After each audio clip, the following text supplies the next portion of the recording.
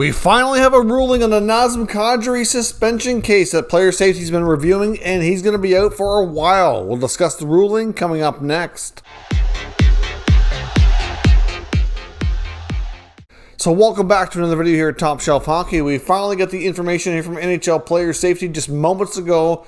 Nazem Kadri has been suspended for 8 games. That's 8 playoff games, which is quite a lengthy suspension that Player Safety has handed down for the illegal check to the head against St. Louis Blues defenseman Justin Faulk. Now, they did outline several reasons here. One, of course, is that it was an avoidable play. Kadri could have taken a different angle or adjusted his body position so he didn't make the head the main focal point of contact during the hit.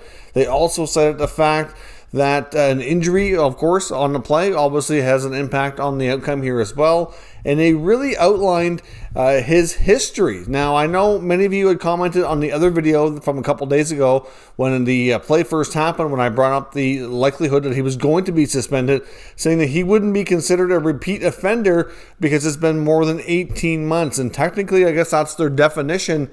But obviously here, because of the lengthy history, they are certainly holding that against him. There's no doubt. I mean, 8 playoff games is equivalent to about 16 or so regular season games, considering how they normally view things. That a playoff game is usually viewed upon as being at least 2 regular season games.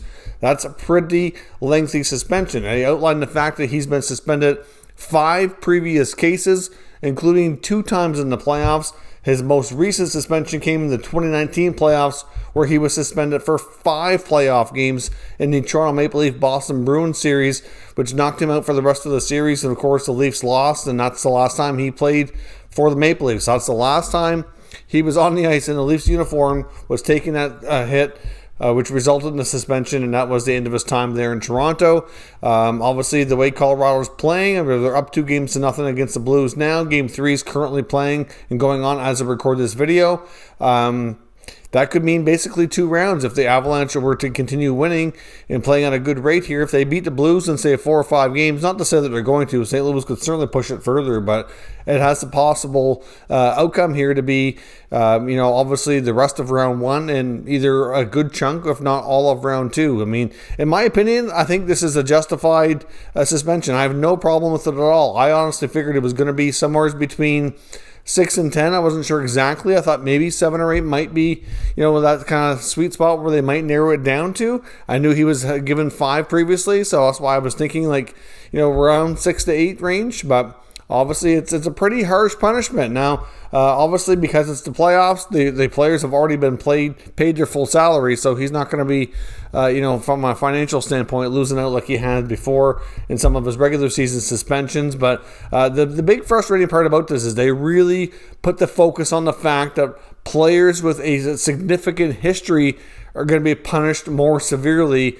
And this takes us back to the Tom Wilson situation not long ago, where, the whole situation there, he has a significant history as well, including a 20-game suspension that was handed down to him not that long ago. I realized it was reduced a little bit. He ended up serving 14, but still, same sort of scenario where he was being, under review by NHL Player Safety for some reckless behavior and had a significant history. So he certainly deserved more than a $5,000 fine, in my opinion.